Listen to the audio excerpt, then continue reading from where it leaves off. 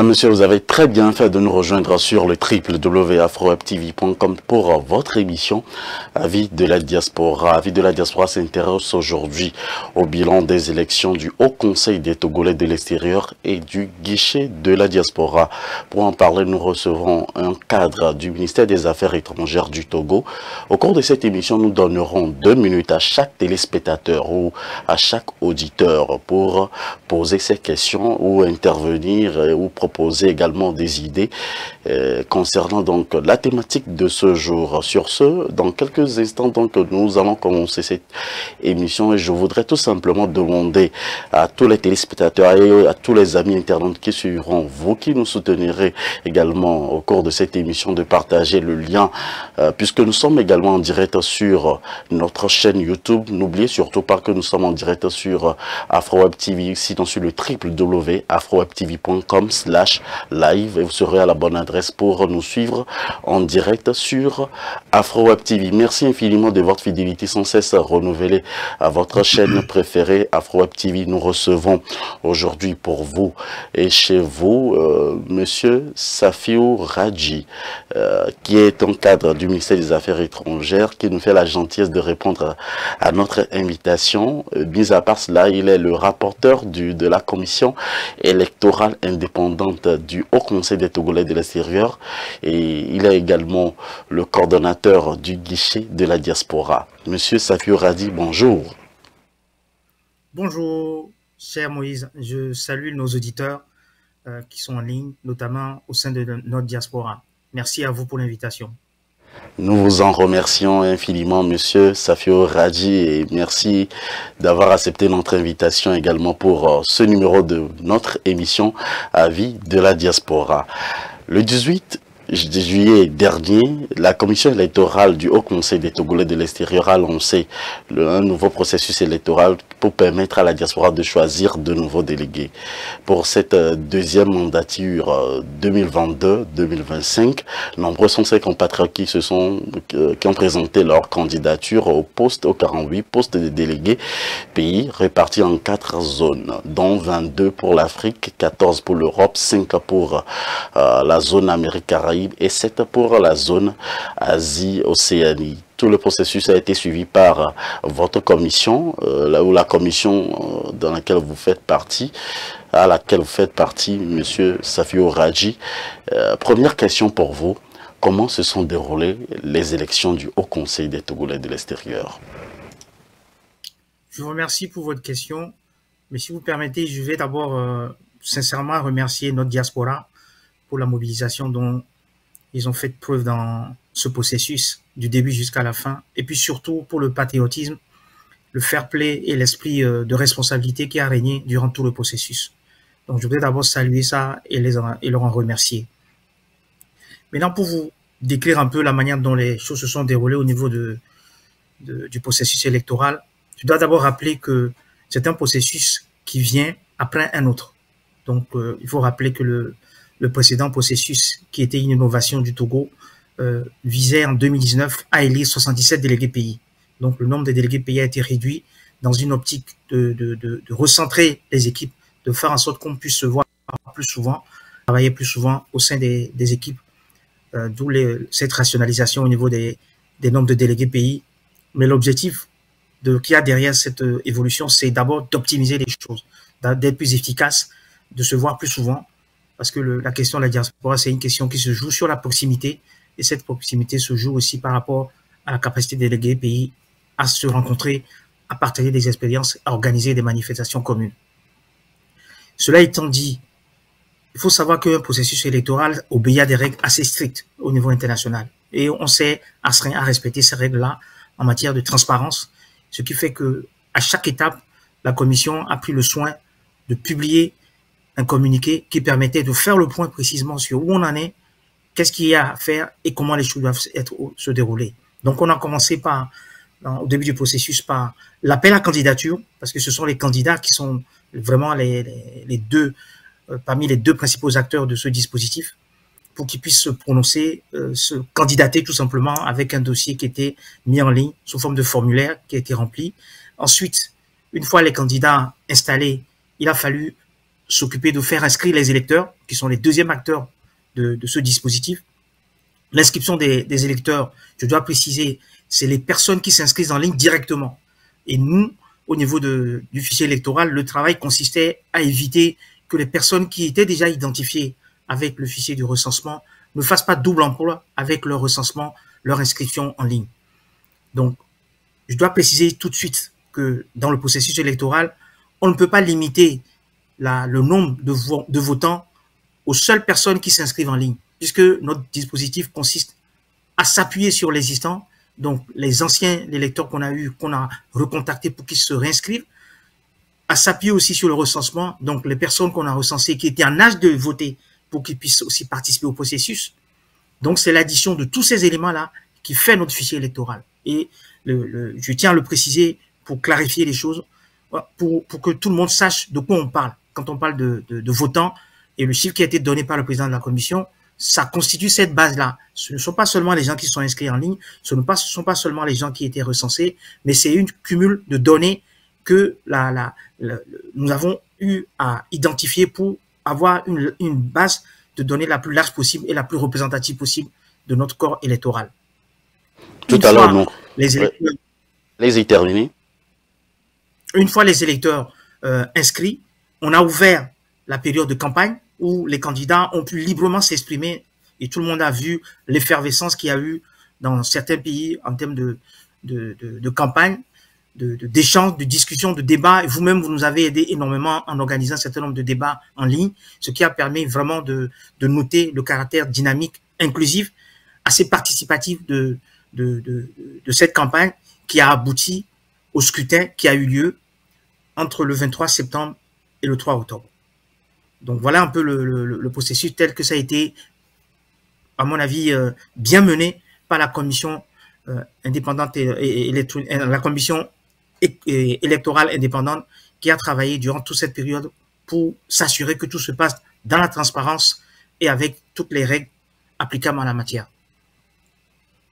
Merci d'avoir planté le décor, Monsieur Safio Radji. Tout à l'heure, vous parliez de recensement. On va revenir également sur ce sujet, notamment sur le processus électoral. Pour l'heure, je voudrais vous poser la question de savoir les raisons pour lesquelles on a juste eu presque 160 000 personnes qui ont été enregistrées. Vous n'avez pas eu à avoir, par exemple, des anomalies par rapport à tout ce processus, puis on sait qu'à la diaspora, il y a plus de 1 million de Togolais à la diaspora aujourd'hui. Qu'est-ce qui explique ce faible taux? Je vais essayer de faire un peu de l'arithmétique et de la pédagogie, parce que je suis un homme de chiffres en tant qu'expert comptable. Quand on veut évaluer la portée d'un chiffre, il faut savoir par rapport à quoi on le compare. Là, on parle d'un corps électoral d'une population que vous estimez, moi je prends vos chiffres, à 1 million. Sur cette population, imaginons que ce soit la moitié des personnes qui peuvent participer aux élections, puisqu'il y a beaucoup d'enfants dans la diaspora, il y a beaucoup de jeunes qui n'ont pas l'âge de voter. Vous me suivez? Disons, prenons arithmétiquement qu'il y a à peu près 500 000 personnes. Il faut comparer les 160 000 personnes dont vous parlez à ces 500 000 personnes. Si tout le monde s'inscrivait, on aurait 500 000 personnes de votants potentiels. Moi, je considère que, ayant eu ce chiffre de 160 personnes ramené aux 500 000, on est déjà dans un ratio qui est assez représentatif de ce qu'on peut appeler la capacité de la diaspora à décider à travers le vote. C'est ça le plus important. Il faut comparer les 160 000 personnes à ce que vous-même vous avez donné comme chiffre, à savoir à peu près 5 000 potentiels qui peuvent voter. C'est ça le ratio qu'il faut regarder, et ce ratio me permet de dire qu'on se situe pas loin des 20%. Pas loin des 20%. Et c'est déjà pas mal pour un corps électoral au niveau de la diaspora qui n'est pas facile à mobiliser, qui est assez émietté, assez éclaté, et qu'on essaye d'une manière ou d'une autre avec le Haut Conseil de l'extérieur de rassembler, de fédérer. Donc c'est déjà une performance que d'arriver à avoir un chiffre qui soit entre 15 et 20% comme corps électoral qui peut participer au processus. Et je précise aussi que pour des raisons que l'on sait, l'autorité a tenu à ce que l'inscription, que ce soit pour le recensement, que ce soit pour tous les autres processus, soit libre.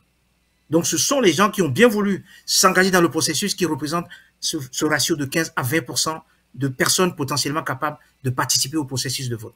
Voilà ce que je veux donner comme explication arithmétique. Quels sont les feedbacks que vous avez reçus au niveau de la commission électorale indépendante? En fait, les choses sont assez semblables à ce qui s'est passé lors de la première édition, lors de la première élection.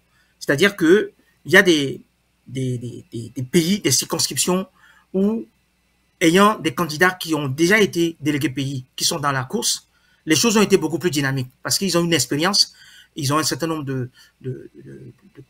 d'avance sur les autres, et donc c'est eux qui ont vraiment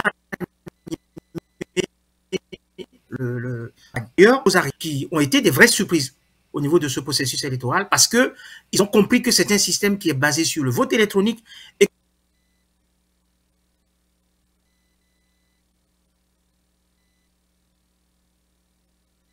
que c'est en mobilisant les gens pour les faire inscrire et en les mobilisant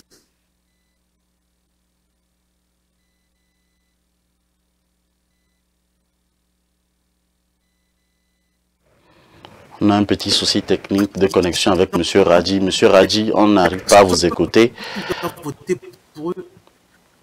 M. Radji, vous nous écoutez? Et ce sont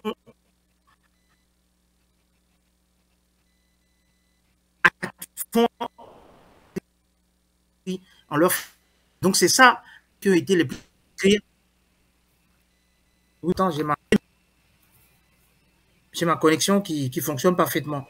C'est plutôt le réseau des fois qui, par moment, balance un petit peu. On comprend, M. Radji. Est-ce que vous pouvez reprendre la réponse à cette question qui est très primordiale pour toute la diaspora? Voilà, allez-y. Je disais simplement que une partie des électeurs étant des délégués pays ont été vraiment les personnes qui ont été en pointe principalement dans la campagne parce qu'ils ont un vécu, ils ont des acquis, ils savent comment vendre un programme en termes d'engagement, de vision et de projet vis-à-vis de la diaspora. Et donc, c'est eux qui ont été les aiguilleurs, en fait, de la campagne. Mais à côté de ça, il y a eu des surprises, à savoir des nouveaux candidats qui ont vraiment utilisé l'instrument électronique, numérique, digital pour animer leur campagne et vraiment faire participer au processus à leurs adhérents. Et le principe qui a prévalu, c'est que les personnes qui ont su motiver un certain nombre de personnes inscrites à aller voter, c'est eux qui ont eu le plus de résultats.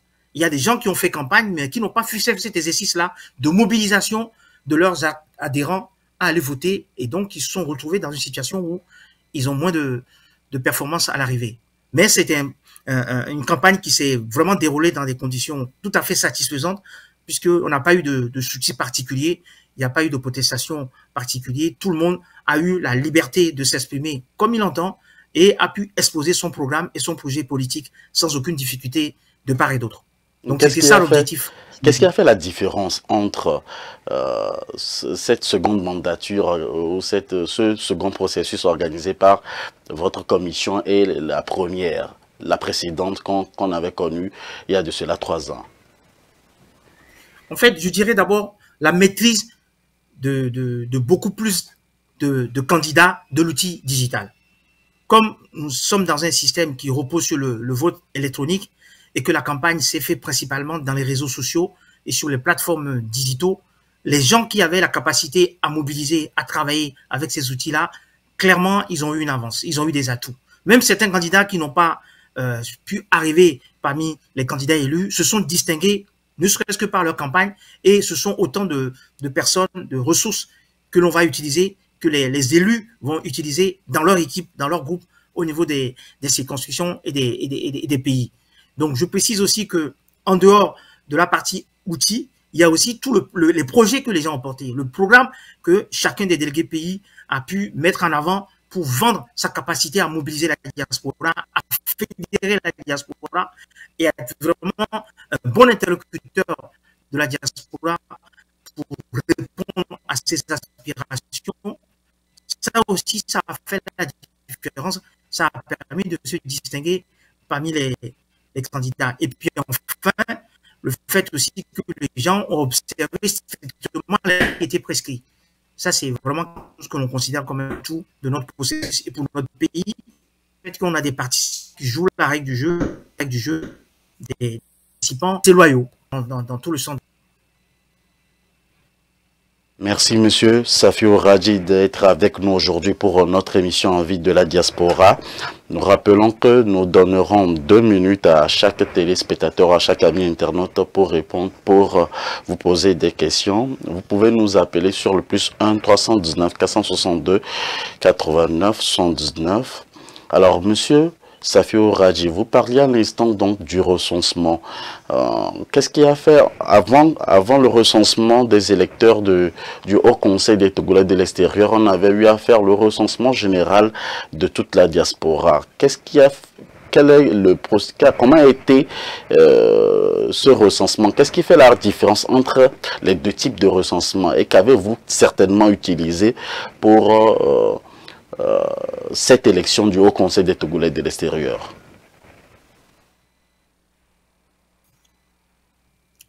L'application et de faire un peu de pédagogie sur les données dont on parle. Le recensement global qu'on a très en amont avant les élections, c'était un recensement qui avait pour origine les inscriptions en ligne par les membres qui ont bien voulu spontanément se faire identifier comme de Togolais de l'extérieur dans un acte plutôt citoyen qui consiste en fait à dire je suis dans tel pays, je me fais identifier pour qu'au cas où il y a des problèmes, comme ça a été le cas en Ukraine, je peux rapidement bénéficier de l'assistance, de l'accompagnement, de l'appui de mon pays pour pouvoir être traité dans les meilleures conditions. Donc, il y a cet objectif-là de départ qui a motivé le lancement et qui était libre, l'autorité soit à l'appréciation de chaque Togolais de l'extérieur, la décision de la plateforme. Lors de cette inscription, le nom d'autres sources, que ce soit les cas d'informations sur les Togolais de l'extérieur, ont été aussi consolidés pour une base la plus représentative possible de notre recensement. Puisque l'objectif, c'est d'identifier et de pouvoir savoir comment on est avec ces personnes-là dans les années qui viennent. Et ça constitue une première base de données. Lors des élections, on a eu à demander aux Togolais de l'extérieur qui n'ont pas pu peut-être se faire recenser ou qui n'étaient même pas sur la liste du recensement en 2019, de pouvoir aussi s'inscrire directement. Donc, ce recensement qui est fait en ligne, c'est cet enrôlement qui est fait en ligne, c'est quelque chose qui vient s'ajouter aux données qui viennent du recensement, mais seulement limité au corps électoral. Parce que au niveau du recensement, c'est toute la population en général qui a été recensée, mais pour les élections, on doit trier et identifier les personnes qui sont en âge de voter, et c'est eux qui ont été mis en situation de voter, qui ont été sollicités pour participer aux élections. Donc, la différence entre les deux données, elle est celle-là. C'est que les renseignements que l'on collecte lors de l'enrôlement, quand les gens s'inscrivent en ligne, sont comparés à la base de données pour s'assurer qu'il n'y a pas de double emploi. Et une fois que ces données-là sont consolidées avec la base de données, c'est ça qui permet d'avoir le corps électoral qui est estimé, comme vous l'avez dit, à peu près à 160 000 personnes.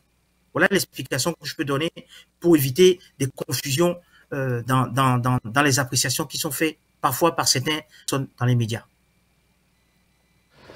Merci Monsieur Safio Radji. Alors, parlons maintenant du processus électoral et puis de comment s'est déroulé un peu le processus électoral pour cette édition de mandature du 2022 à 2025.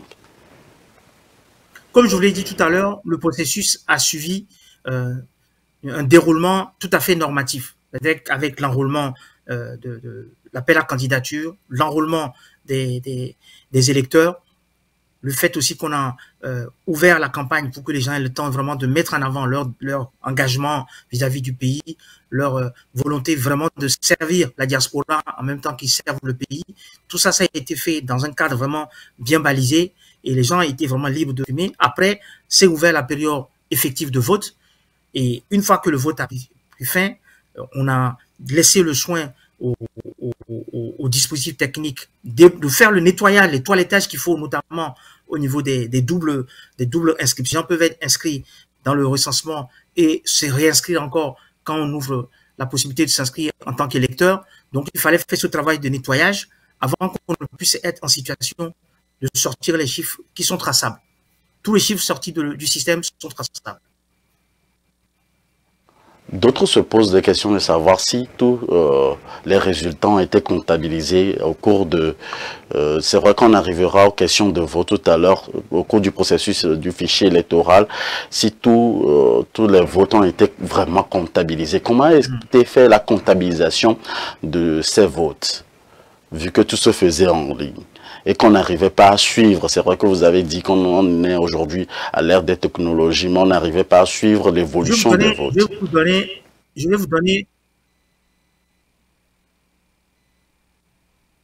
Allez-y.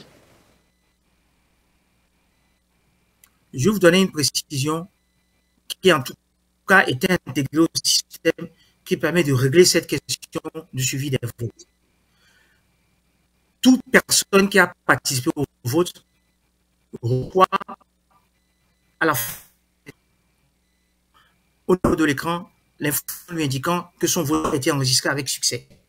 Mais comme que son vraiment vote est pris en compte, on leur envoie SMS ou pas un message de confirmation.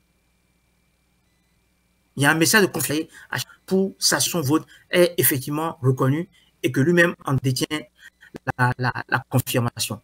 Voilà ce qui est fait au niveau du processus et voilà ce qui a été appliqué.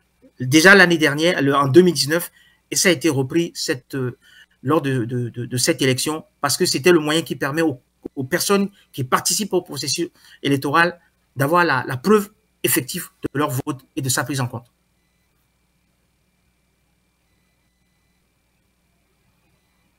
Disons que c'est ces personnes qui ont commencé déjà par appeler pour vous poser des questions. Vous pouvez nous appeler sur le +1 319 462 89 79.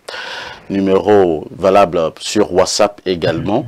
Et aussi, si vous nous appelez, veillez également diminuer le volume de votre télévision, de vos postes récepteurs, nous permettant de vous recevoir et d'avoir un son de qualité. Merci pour votre aimable compréhension.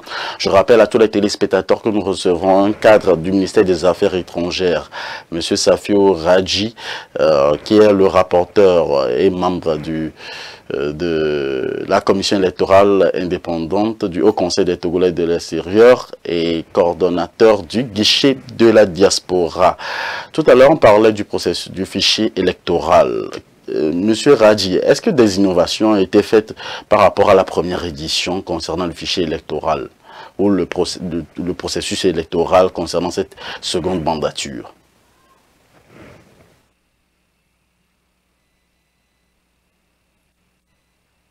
Monsieur Radji, vous nous écoutez? Il n'y a pas tellement d'innovation en tant que telle, si ce n'est le fait qu'on a renforcé encore plus la capacité de l'outil à faire de l'autocontrôle. Oui, je vous entends. Allez-y donc. Est-ce que vous m'entendez vous aussi? Oui, on vous écoute 5 sur 5. Allez-y.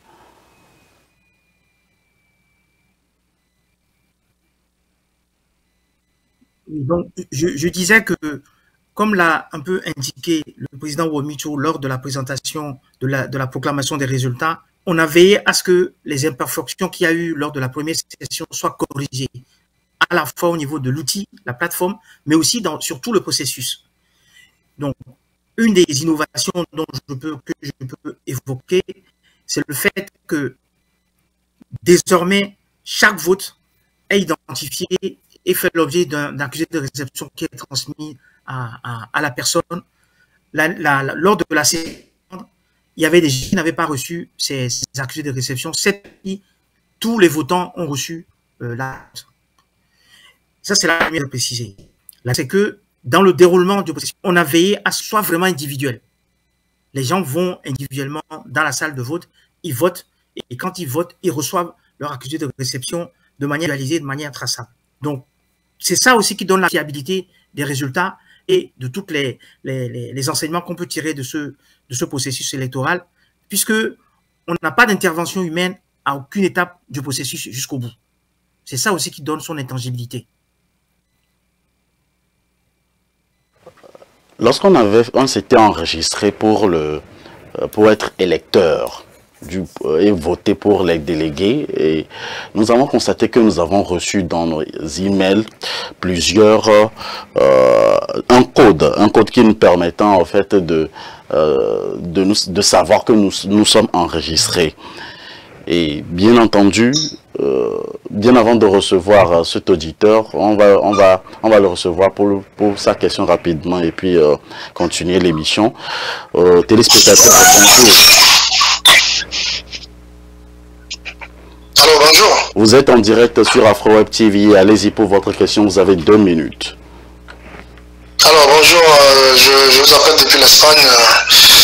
Je voudrais remercier l'intervenant et toute l'émission. Alors, j'interviens en tant qu'un candidat malheureux à cette élection.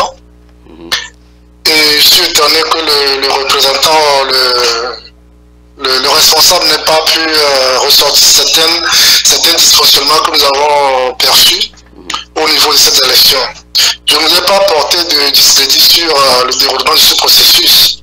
Bien au contraire, parce que je suis un compatriote, je suis un Togolais. Et le Togo, nous devons le construire entre tous.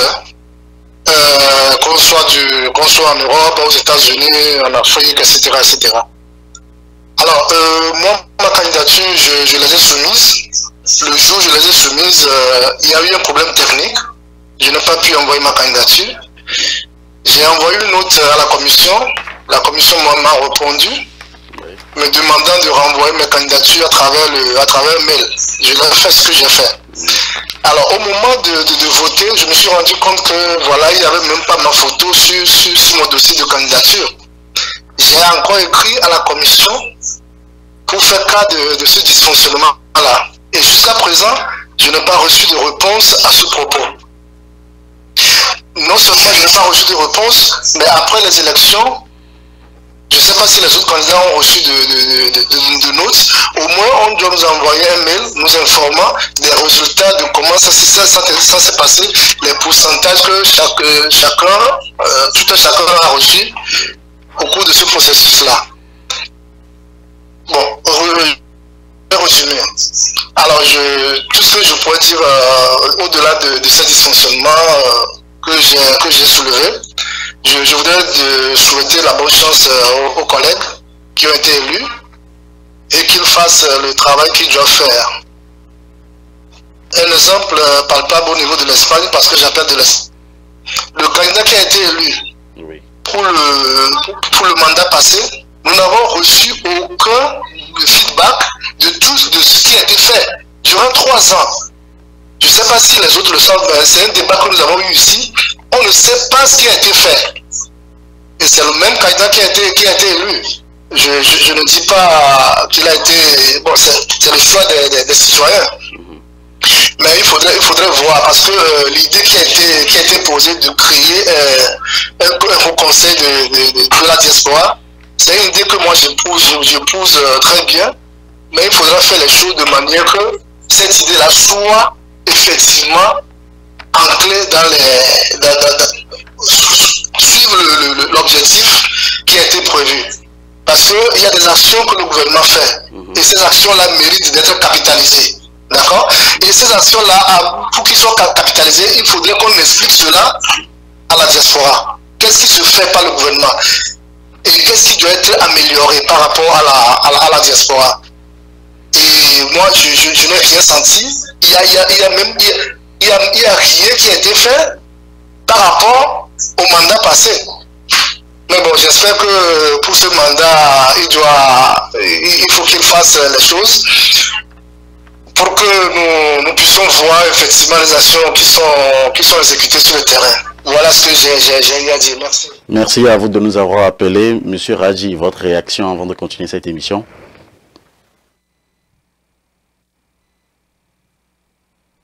Non, des questions.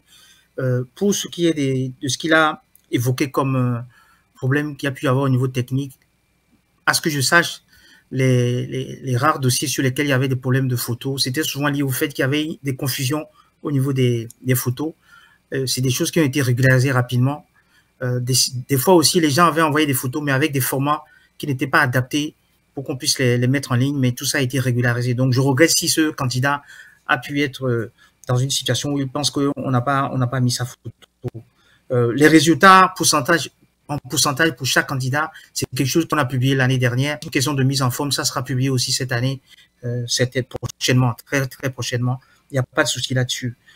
Sur les réalisations des délégués pays pour le mandat précédent, je peux témoigner ici qu'il y a déjà un pré-bilan qui a été préparé et qui a même fait l'objet d'un certain nombre de premières communications avec l'équipe autour du président, M. Atisso, et avec un travail qui a été mené principalement par une équipe pilotée par Sanoussi, le porte-parole du Haut Conseil togolais de l'extérieur. Donc, on ne peut pas dire qu'il n'y a pas d'éléments de bilan de réalisation des délégués pays. Je pense que c'est totalement infondé d'apprécier les choses de cette nature.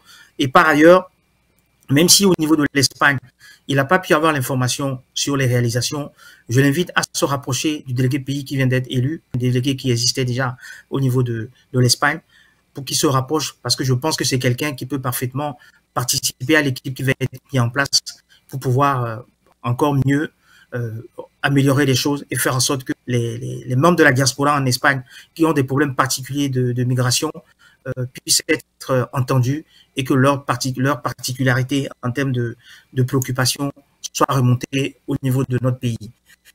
Donc, je le remercie vraiment de l'esprit dans lequel il a donné des explications et compris parler des dysfonctionnements auxquels j'ai pu donner des réponses.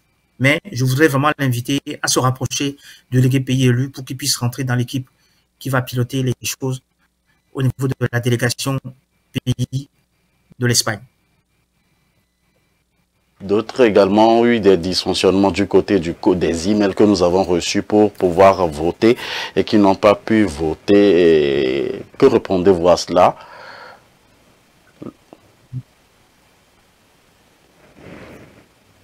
En fait, je pense que c'est vraiment rare la question des emails pour voter, parce que la procédure qui a été mise en place pour valider l'inscription, c'est par WhatsApp, mais pas par mail. C'est quelque chose qu'on a utilisé au moment du recensement, parce que ça crée trop de complications en termes et il y a des conversations en termes de la part des participants. Pour ce processus, les choses se sont faites principalement, j'ai vu, par SMS au départ et le WhatsApp à la demande même des participants. Donc, c'est quelque chose que nous on avait prévu, mais qu'on n'a pas activé tout de suite. Mais dès que les participants ont souhaité qu'on étende la capacité à recevoir les codes au WhatsApp, ça a été activé tout de suite, puisque c'est un processus, c'est une solution qui était prévue dans la plateforme dès l'origine. Alors, que pouvez-vous répondre à ceux qui n'ont pas reçu des codes par WhatsApp ou certains estiment à la diaspora que ça a porté préjudice à certains de nos candidats qui se sont présentés? Mais je pense déjà que les gens qui ont pu remarquer ce genre de difficultés ou d'anomalies, ils pouvaient se référer à la commission électronique indépendante en temps et en heure, et les solutions allaient être trouvées. J'ai expliqué tout à l'heure que même pour les candidatures, les gens qui ont eu des problèmes techniques, comme un des intervenants l'a expliqué tout à l'heure, souhaitaient quand même être inscrits. On n'a pas mis des difficultés à s'inscrire. Il y avait une capacité à avoir une souplesse de la part du président de la commission pour que les gens qui sont vraiment engagés à aider la diaspora, on ne les empêche pas pour des questions de procédure. Donc, les rares personnes qui ont pu avoir ce problème-là, je regrette qu'ils n'aient pas pu se rapprocher auprès de la commission qui aurait trouvé des solutions adaptées pour qu'ils ne soient pas aujourd'hui en position de se plaindre de cet état de fait. Quelles sont les anomalies que vous-même vous avez constatées au niveau de la commission électorale indépendante? Le principal souci et que l'on a sur toutes les plateformes de ce genre, c'est l'effet d'engorgement. À un moment donné, toutes les personnes ont voulu voter à peu près dans la même période de temps. Et là, le système était un peu saturé. Donc, ça a entraîné quelques décalages dans les réponses, quelques éléments de lenteur qui se calculent à des millièmes de seconde. Mais à part cet effet de saturation ou d'engorgement, on n'a pas eu de difficultés particulières. Il y a aussi des éléments qui nous sont remontés, qui sont liés au fait que certaines personnes ne comprenaient pas bien le processus et comment ça se finalise. C'est-à-dire, ils commençaient à voter, ils pensaient qu'ils avaient fini, mais en fait, il faut qu'ils aillent jusqu'au bout pour obtenir l'accusé de réception avant que leur vote soit effectif. Ça aussi, ce sont des choses sur lesquelles nous-mêmes, dans notre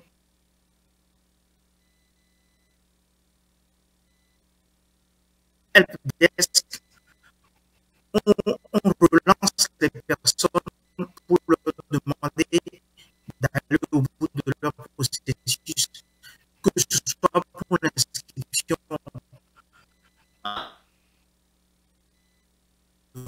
ça permet de leur permettre d'aller finaliser leur opération sans s'insérer dans leur code tel qu'ils l'ont expliqué. Monsieur Radji, toutes nos excuses, on n'avait pas perçu la fin de votre réponse. Pouvez-vous reprendre la fin, s'il vous plaît? Non, je disais simplement que, franchement, j'exprime mon regret par rapport au fait que ces personnes qui ont pu subir ces difficultés concernant la réception des codes qui leur permettaient de valider leur inscription en tant qu'électeur, si ça avait été signalé dans les temps, on aurait trouvé des solutions, puisqu'il y avait un délai qui était imparti pour les inscriptions, dans ce délai-là, pour trouver des solutions à leurs difficultés. Alors que nous-mêmes, au niveau de la plateforme, y compris même sur le site, on a mis un guide, on a mis beaucoup d'informations qui permettent d'avoir une assistance pour tout le processus, que ce soit pour l'inscription ou pour le vote. Donc, si malgré ça, il y avait des difficultés, les personnes pouvaient s'adresser au numéro WhatsApp qui était indiqué sur la plateforme afin qu'on puisse les aider à résoudre ces problèmes-là. Et s'ils n'ont pas pu utiliser ce canal-là pour régler le problème, je le regrette et je me dis que la prochaine fois, on communiquera encore mieux sur la possibilité que les gens ont, quand il y a des difficultés comme ça, à se référer soit à la plateforme à travers le numéro WhatsApp, soit à s'orienter vers la commission dont le président se ferait un devoir de répondre à leurs demandes. Alors, M. Radji, d'aucuns estiment que les candidats les plus connus et les plus populaires qui ont vraiment battu campagne n'ont pas réussi, n'ont pas été retenus au cours de cette élection du Haut Conseil des Togolais de l'extérieur, et aussi le cas de la Côte d'Ivoire. Est-ce que vous êtes au courant du cas d'espèce de la Côte d'Ivoire? Je vais vous répondre sur la première partie de votre question et après, je donnerai sur la Côte d'Ivoire par rapport à ce que moi aussi j'ai pu lire comme tout le monde dans la presse. Je pense que c'est inexact de dire que les candidats populaires n'ont pas pu être élus partout. Dans certains pays, oui, les candidats populaires n'ont pas pu être élus. Mais quand on regarde un peu les choses de près, on s'aperçoit qu'il y a des raisons objectives à ça. Soit ils n'ont pas pu faire campagne comme ils le voudraient, soit il y a eu des problèmes spécifiques dans le pays qui a pu faire en sorte que leur popularité n'a pas suffi comme argument pour convaincre les électeurs de voter pour eux. Et au-delà de ça, il n'y a pas de règle générale qu'on peut fixer en disant soit les gens populaires ont pu être élus ou les gens non populaires sont passés devant. Les choses sont faites de manière vraiment imprévisible, de manière spécifique, selon chaque pays, selon ce qu'il y a eu comme, je dirais, comme donne, comme données spécifiques dans chaque pays au niveau de climat de vote, des échanges qu'il y a eu, des débats qu'il y a eu. C'est pas forcément les personnes qui étaient déjà là qui ont été les plus, en termes médiatiques, en termes aussi de capacité à convaincre. Par exemple, il y a eu de nouveaux candidats qui ont vraiment animé, sont restés, même l'année, sont restés comme étant des modèles en matière d'organisation de campagne et tout. Donc, c'est pas facile de fisquer des règles de lecture rapides comme ça en disant les plus populaires ont pu être élus ou les moins populaires sont élus plus que les plus populaires. Ça me paraît un peu simple et ça ne correspond pas à la réalité des résultats et de ce qu'on a observé à la fois dans la campagne mais aussi dans les résultats. Maintenant, si vous me parlez de la Côte d'Ivoire, j'ai lu ici et là un certain nombre de critiques ou de protestations qui ont circulé. Je ne suis pas habilité à répondre à ces éléments de données pour la simple raison que je laisse le soin, le moment venu, si les voies de recours indiquées sont prises, je laisse vraiment la primauté à la présidence de la commission électorale indépendante du Haut Conseil togolais de l'extérieur de répondre sur le fond et sur la forme. Et donc, il ne m'appartient pas de porter un quelconque jugement sur ces questions-là, notamment en Côte d'Ivoire, où les gens se sont particulièrement illustrés à travers des affirmations et toute autre chose dont je ne veux même pas qualifier le sens dans un sens ou dans un autre. Monsieur Radji, nous avons un autre téléspectateur en ligne. Téléspectateur, vous êtes sur Afro-Web TV, allez-y. Vous avez 2 minutes. Bonsoir, monsieur Rafiou. Philippe Amédoti depuis Liège en Belgique. J'ai suivi les explications que M. Rafiou a données. Je le remercie des 2 mains, mais j'aimerais attirer son attention sur 3 choses. La première, vous vous rappelez, à la veille du lancement de la campagne pour la mandature qui vient démarrer, j'avais intervenu pour demander, pour attirer l'attention sur la lacune que consistait de lancer une seconde mandature sans présenter à la diaspora les bilans de la première. Monsieur Rafiou, plongeant la main dans le feu, a dit que le document était en préparation, qui sera publié. Monsieur Rafiou, en tant que scientifique de formation, est-ce que vous pensez que c'est normal pour un pays qui veut être respecté d'engager la diaspora comme ça, ou bien d'engager les fonds, ou bien d'engager l'énergie des Togolais dans une dynamique où on ne fait pas de bilan, on continue? Comment voulez-vous qu'on puisse sanctionner, par exemple, positivement des gens qui ont bien travaillé, alors qu'il n'y a pas eu de bilan, M. Rafiou? Ça, c'est la première chose. La deuxième chose, vous disiez tout à l'heure qu'il y avait des lacunes que vous les reconnaissez. M. Rafiou, est-ce que le Togo, finalement, se résume à une gestion entre soi? Est-ce que vous ne pensez pas que, regardez, à l'image de la Commission nationale de la CENI, c'est pas pour rien qu'on autorise l'opposition ou bien des gens qui ne sont pas de la même mouvance. Même si vous dites que c'est pas politique, mais le dossier c'est éminemment politique. Pourquoi vous ne permettez pas des gens qui sont critiques vis-à-vis de vous? Parce que je pars de la position que vous êtes scientifique de formation. Vous devrez accepter les critiques positives. Pourquoi est-ce que vous n'ouvrez pas cette CEI à des gens qui pourraient apporter également la garantie que les choses sont passées dans les règles? Regardez, en Côte d'Ivoire, ils ont identifié 10 000 Togolais, 45 000 ont voté. Donc on a comme l'impression que c'est toujours comme ça au Togo. Lorsqu'on est dans un processus électoral, c'est toujours des dépipés qu'on jette. S'il vous plaît, M. Rafiou, moi j'aimerais bien la mandature, je termine par là.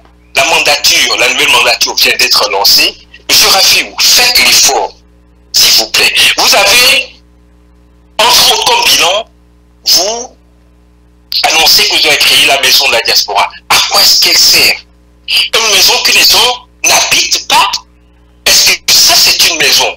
J'aimerais bien vous inviter, avec tout le respect et tous les signes que je vous porte, faites en sorte que le Togo ou la diaspora ne ressemble pas à ce qui se passe au Togo, où les gens se croient être plus togolais que d'autres personnes.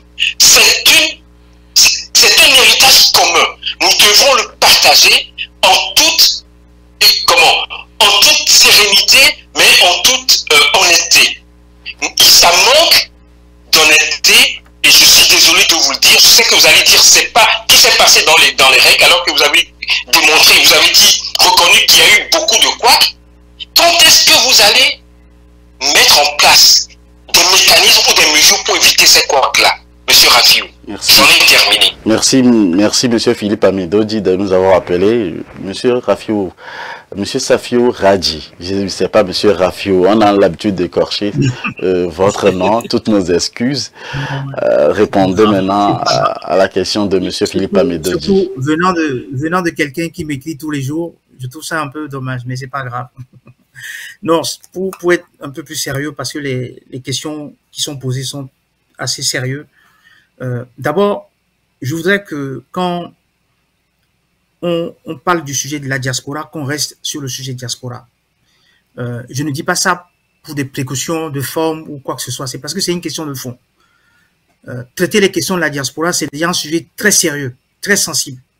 Donc, j'aimerais vraiment qu'on reste là-dessus et qu'on ne mette pas d'autres arrière-pensées sur la question.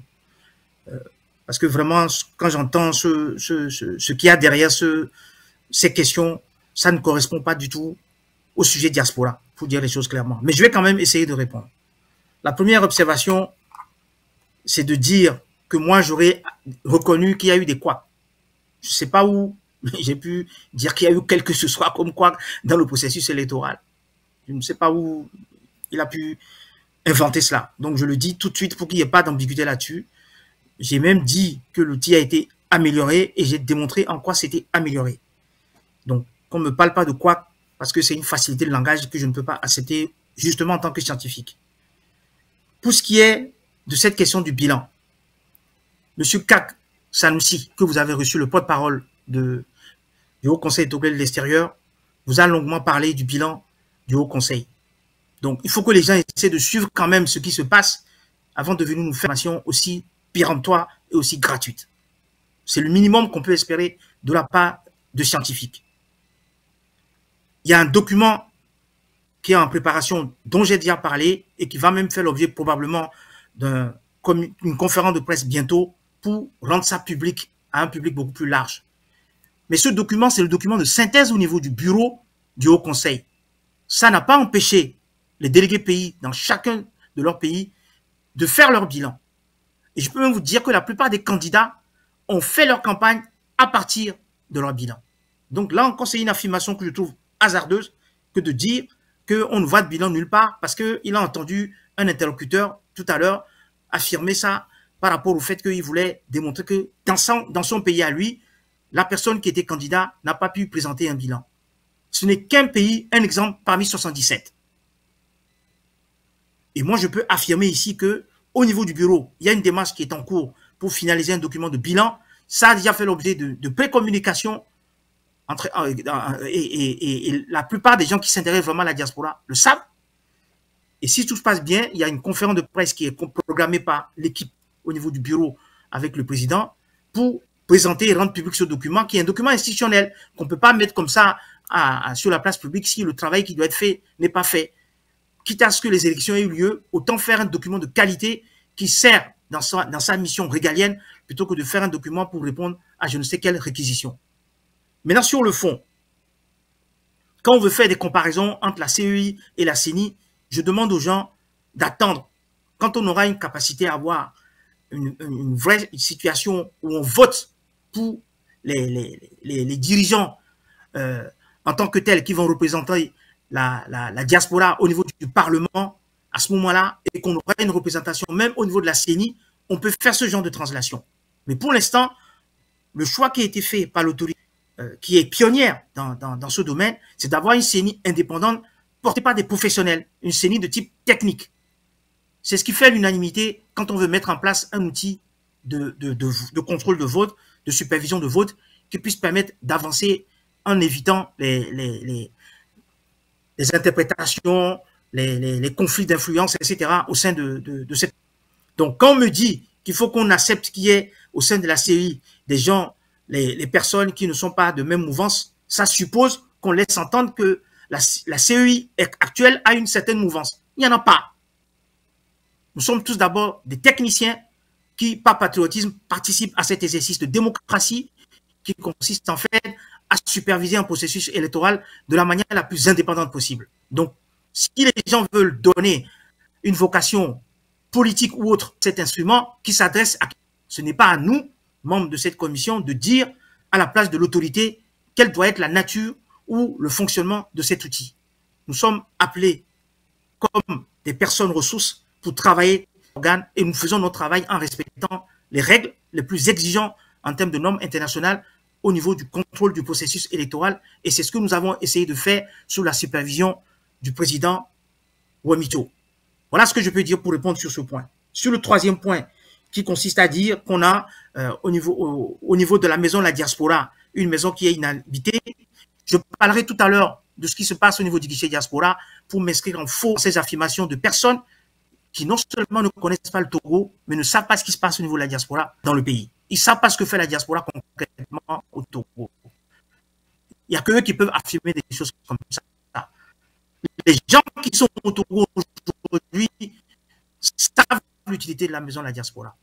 Quand cette maison, ils l'utilisent pour démarrer leur activité, ils l'utilisent pour promouvoir leurs produits, ils l'utilisent pour avoir un canal de diffusion, de leur communiquer directement sur 40 médias. C'est ça dont il s'agit. Et c'est ce dont les gens avaient besoin pour travailler dans le pays, pour fonctionner dans le pays, pour montrer qu'ils sont actifs au service du développement du pays. Donc, tout le monde n'est pas une forme d'obsession. Il y a des gens qui veulent payer simplement pour accompagner le développement, pour faire du social. Et ça n'a pas moins de mérite que le fait de faire de la politique. Donc, c'est ça que je veux préciser.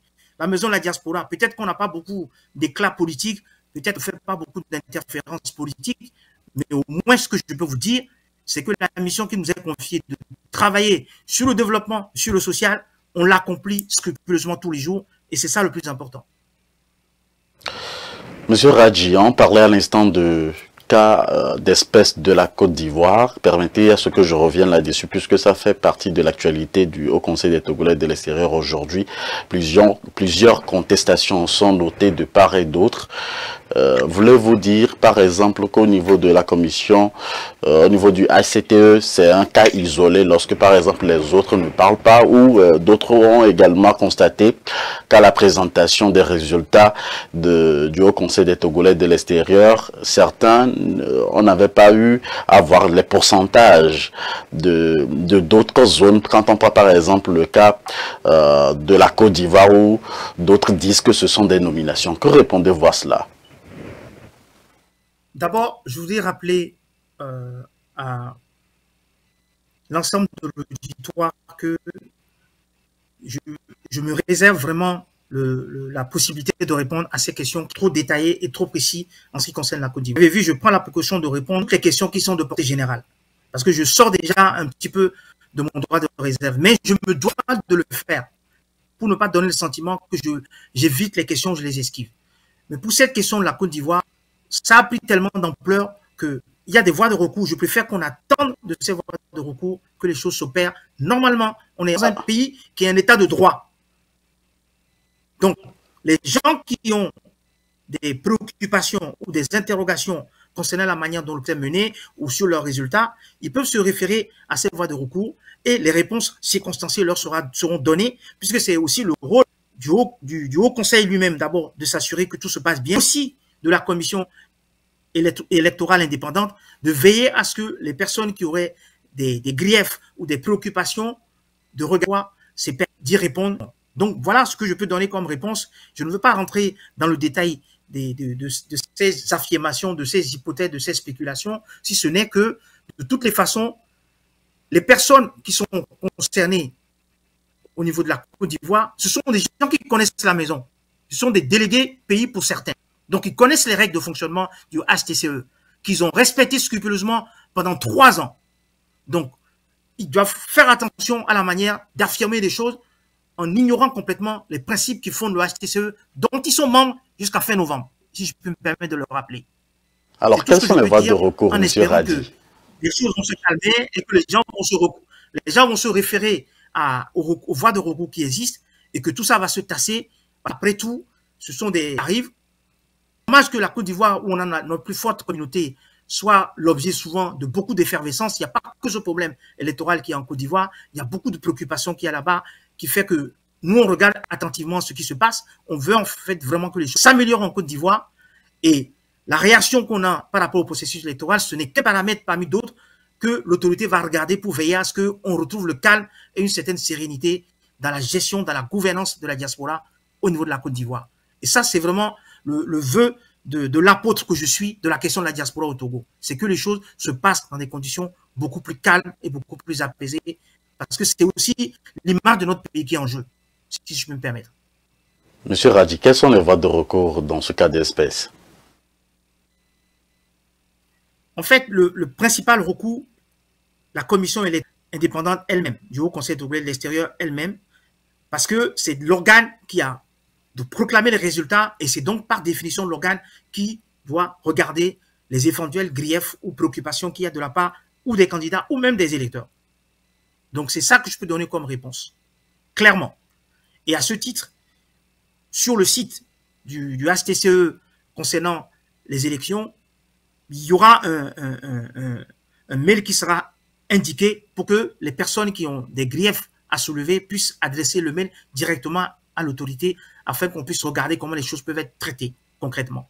Voilà ce que je peux donner comme réponse pour montrer que l'autorité elle-même, elle est très inclusive et nous qui travaillons au niveau de la commission, notre intérêt, c'est que les choses se passent dans les conditions les plus citoyennes, les plus apaisées et les plus responsables possibles.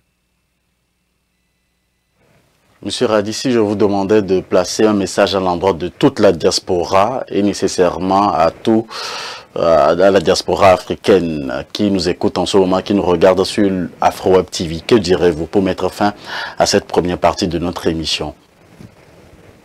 En fait, je vous remercie vraiment pour cette proposition, parce que ça me permet de faire un exercice que je fais rarement, mais j'ai vraiment besoin de le faire à cette période, le momentum. Quand vous travaillez pour votre pays, il y a un certain nombre de choses qui vraiment apparaissent comme imprévues dans votre processus, dans votre parcours. Et moi, j'ai eu la chance de travailler sur ce dossier pour le pays et de voir qu'on a d'abord un chef de l'État qui a une vision pour la diaspora. Une vraie vision pour la diaspora. Puisqu'avant lui, il n'y avait pas grand-chose pour la diaspora dans ce pays. Donc ça, il faut s'en féliciter. Ensuite, on a un avocat qui est peut-être celui qui défend le mieux la question de la diaspora, et je dirais mieux que ça, qui défend le mieux la question des afro-descendants de manière générale dans le monde entier. En l'occurrence, son Excellence professeur Robert Dussey, qui est un philosophe, je me permets de le rappeler, en même temps qu'il est diplomate. Et ce n'est pas un hasard, le fait qu'on ait pu lui donner tout récemment le prix concernant les droits de l'homme. C'est une chance pour nous d'avoir ces personnes-là comme leaders pour gérer ces questions de la diaspora. Je veux le rappeler. Et je précise aussi que ce n'est pas un hasard le fait que le Togo soit leader, soit champion de la question de la diaspora et des afro-descendants aujourd'hui, y compris au niveau de l'Union africaine. Puisque c'est le Togo qui porte le programme diaspora et d'une décennie des racines des diasporas africaines 2021-2031 qui vise en fait à canaliser toutes les réalisations, tous les projets importants de la diaspora et des afro-descendants dans le monde pendant 10 ans. On ne donne pas le leadership sur ce genre de programme à un pays si le pays ne fait pas ses preuves de diaspora. Donc voilà ce que je veux dire. En même temps, resituer le contexte de ce que fait le Togo pour servir sa diaspora et ce que le Togo apporte aussi comme cadre de travail, comme cadre concret de réalisation des contributions de la diaspora au service du développement du continent africain.